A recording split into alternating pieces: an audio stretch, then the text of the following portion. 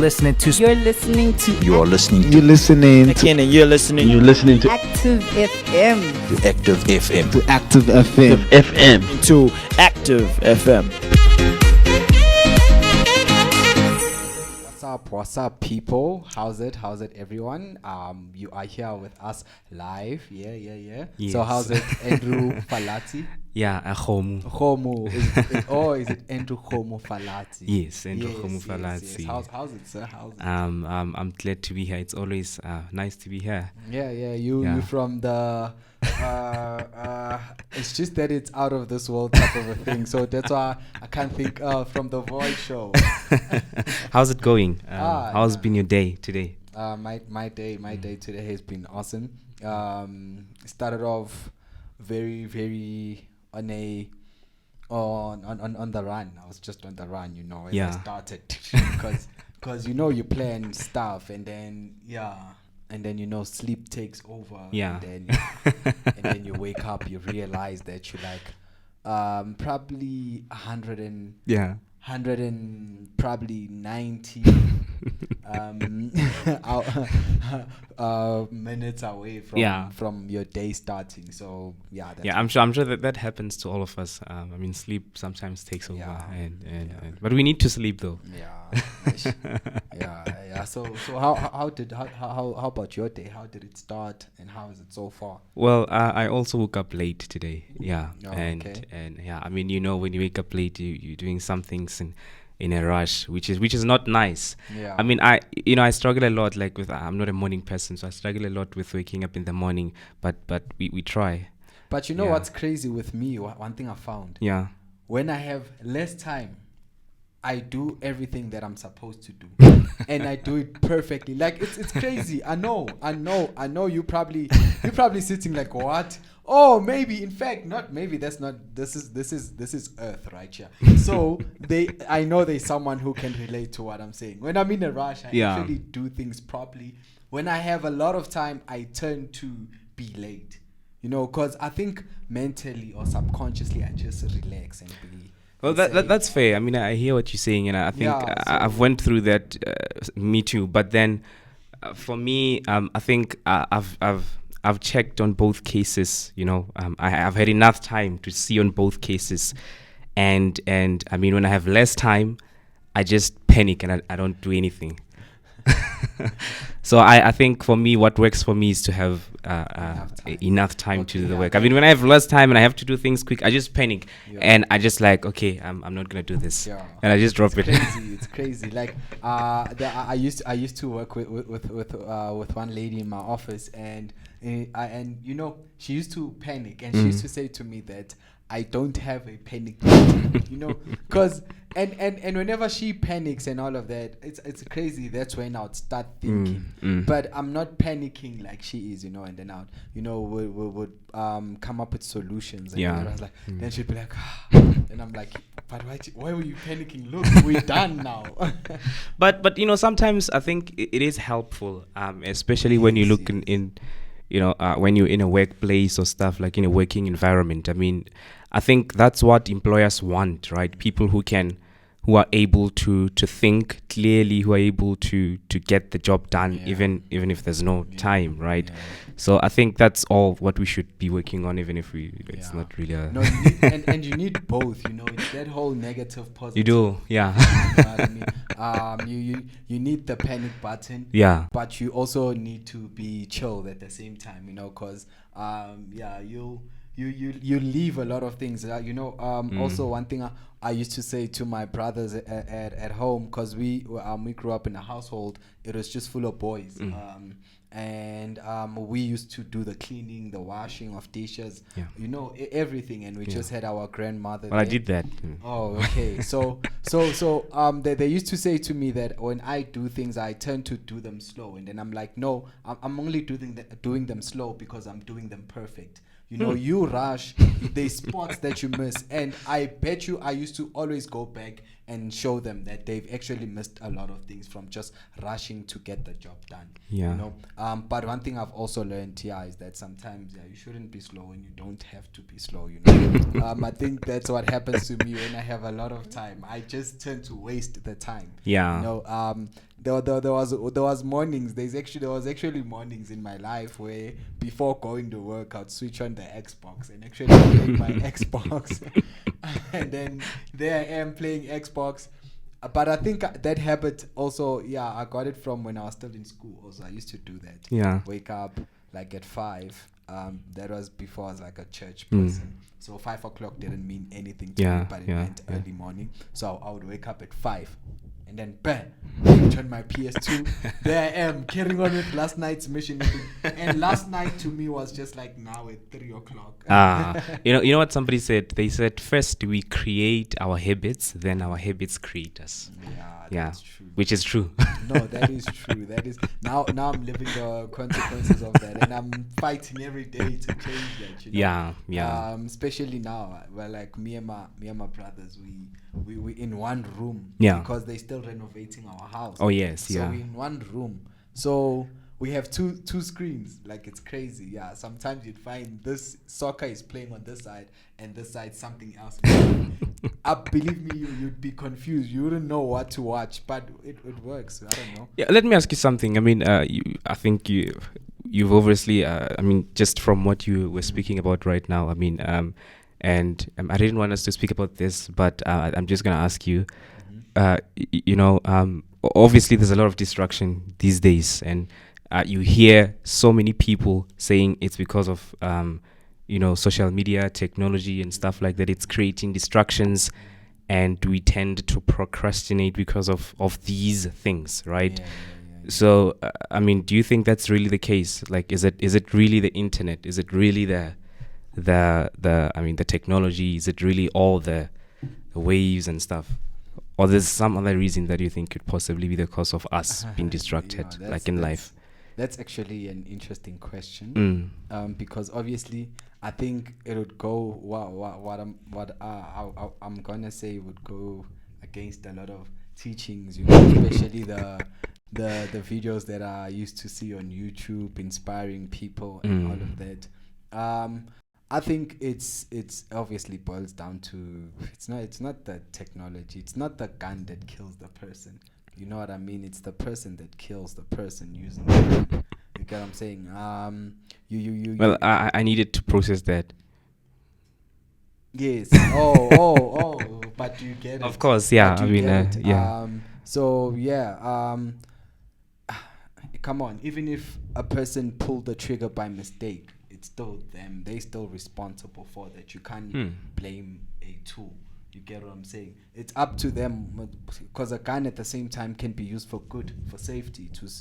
Like that's why our police force they need guns for safety, and it's not there to kill someone, but it's there to intimidate them to stop. It's not actually there to kill them, because you know people can be so hard-headed that even when you say stop, in fact women are facing that right now. You know, they say no to a person and then the person still goes on.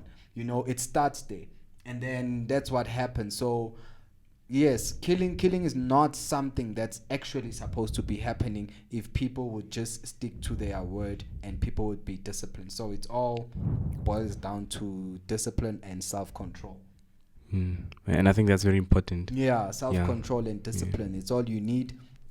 There's times where you'd actually need to be on Facebook and have a laugh. Of course. You know what I mean? Be on TikTok and have a laugh. You know what I mean? Need that. You need that. Especially these days. You know what I mean? There's stressful days. It's actually stressful days now. You know what I mean? And obviously now we're talking in terms of also the videos that are being used as misinformation. You know what I mean? Also the bad, like everything is there, yeah, right? but also the bad things that you'd find our politicians doing to people, also using the media. That's the only thing that sucks, but it's not the media, it's still the person. You get what I'm saying? It's still the person. Social media, Facebook, the program itself is good. The program itself is good. YouTube, the program itself is good. it's just the person behind it who censors people, but claim that you are free to say whatever or put whatever you want on our platforms. So it's still the person. Most definitely. I think, on the question of distractions and stuff, I mean, people have been distracted, all way before even technology came, right? So I think even if it does maybe add to the distraction of people, but distraction has always been there. So there's other reasons, of course, that can That's also interesting because this leads me to my question for you. Do you think that you know that people have been dying? You know what I mean? People have been dying, and death has been a thing.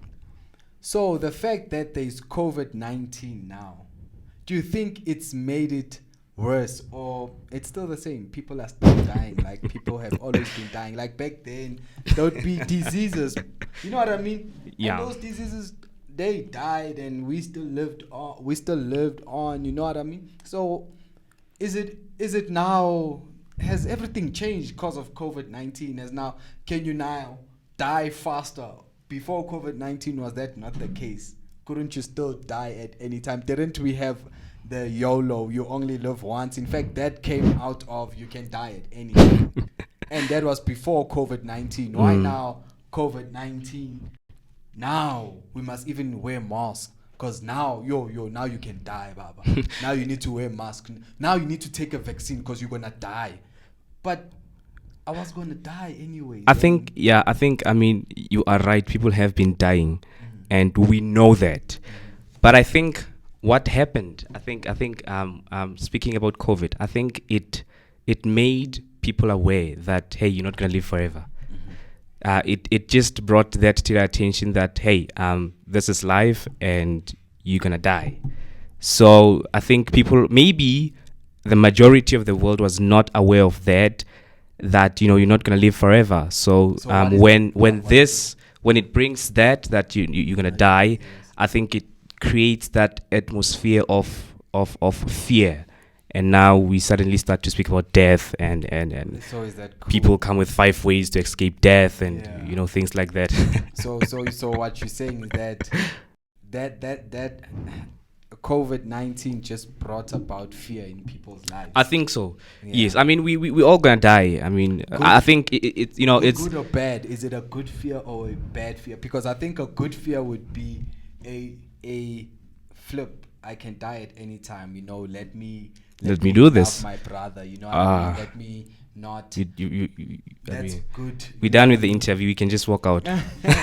Or is it I'm going to die at any time. Let me strap on my mask. Let me take my COVID vaccine. Let me, I don't know, take whatever they're telling me to take to live because I can.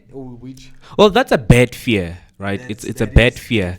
Yes, and one thing that it has brought to us is that we can't save ourselves, right? I mean, I think, the majority of the people. I mean, a lot of us, before the pandemic, we thought we could save ourselves, right? And I think what it made us aware is that, hey, we cannot save ourselves. So so what do you do when you can't save yourself?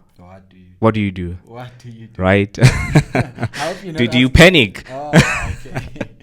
So I think that's why there's now suddenly a lot of panic and all, because now I cannot save myself. So what do I do? So I think that's it. By the way, But wait, okay.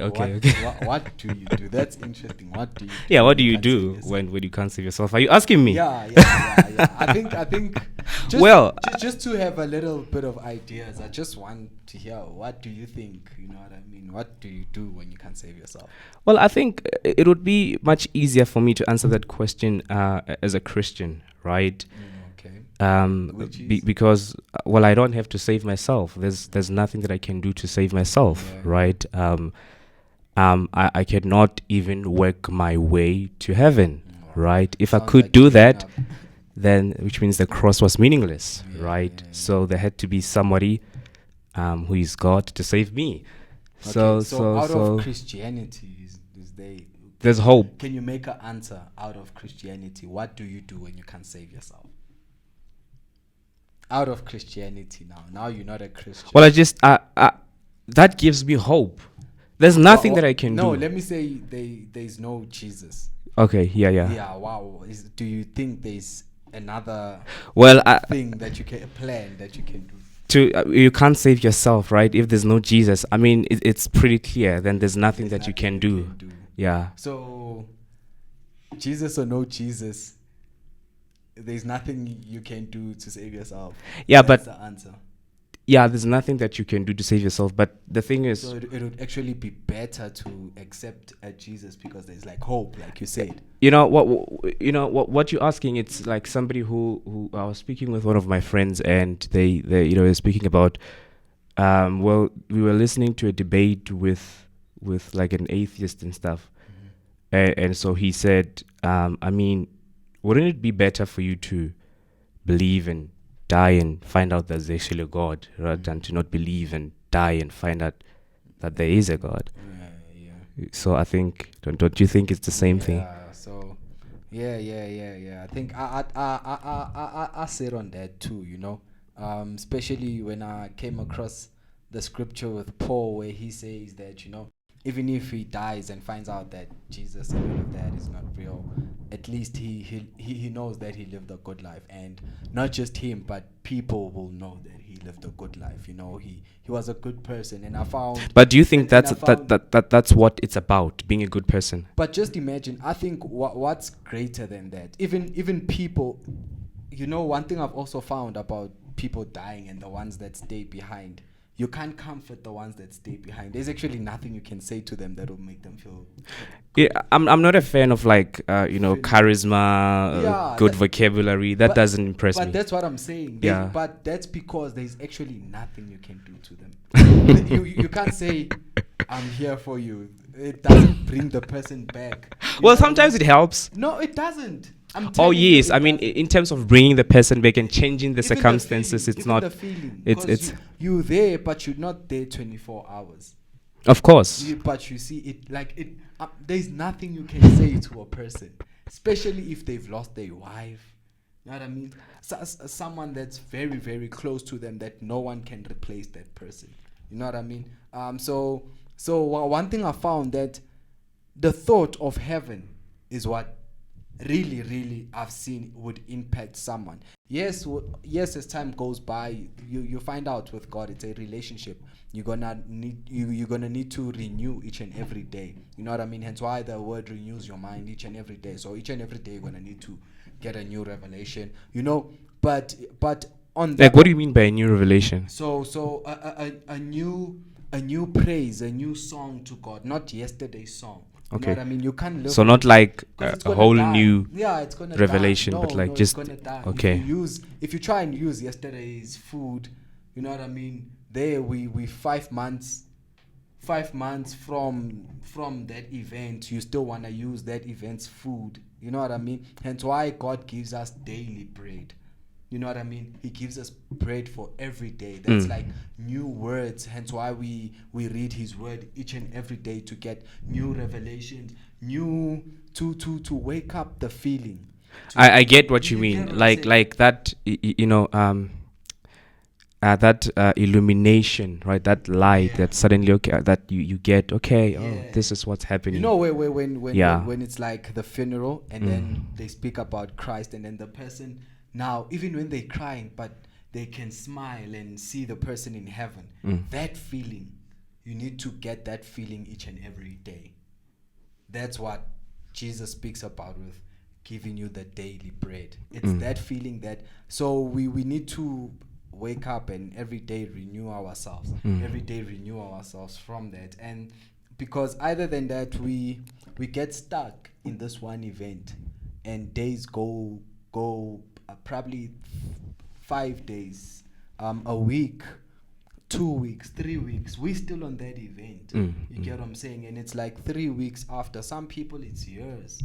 Yeah, it does happen. And but if which is naturally not an easy thing to just get rid of. But if God then works, that means God is real. Well, the reason why I was asking you that, is there anything apart from Jesus that could give people hope?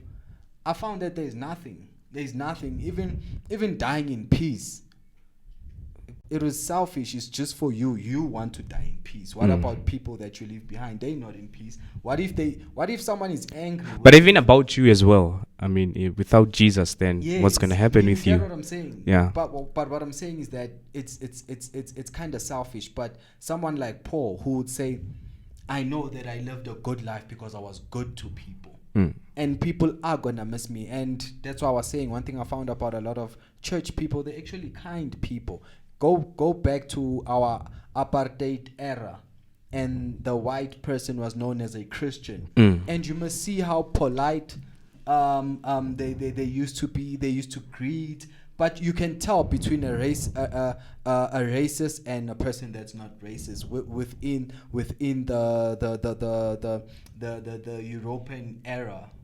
In those days, you could tell because this one is kind and this one's not kind. Let me just the same person. Let me just add to that. I think you are absolutely right about being kind and stuff. As being a believer, being in faith, it's not, a lot of people think like you are here and you're just doing all the things that you hate to do because you want to get to heaven, right? You're just doing all the things that you hate to do because you just want to get to heaven, right? It's like maybe you're fetching somebody who's just drunkard, who was always drinking alcohol, and you're putting them in faith, and they now stopped doing what they love to do because they want to protect themselves so that they can get to heaven. And I think that's not true. Nothing could be further from the truth. But I believe, and I've seen it, that when you come in faith, but what happens is that you are now provided with even new desires, right? You now start to have a desire for new things. That's how your life changes. And I think that's the fruit of that is you being a good person, is you loving other people. So yeah, that was. Always looking forward to tomorrow. You're always looking forward to tomorrow, which is a good thing. So I think that's it. We can't say anything that's greater than that, So I hope you all enjoyed our conversation. You're tuned in. I hope there were a lot of comments on what we were saying. We just gonna go through them while we were sitting when we're sitting after the show, and just to see what you're saying. We can't wait to actually see what your guys are saying about this. So please make sure that you check us out, and our shows you can find them on www.activefm.co.za. Yours, The Void Show. The political show. We actually had one this morning. It was a good show. It was actually good. Some crazy things that other believers are doing. Well, the last show that I did was nuclear chemistry. That was the last show. It was a few weeks ago. So okay, since we're introducing our shows, where should the church stand? I saw that. The vaccine. I saw it. Yes. Yeah. So check us out. Peace, yo. Bye.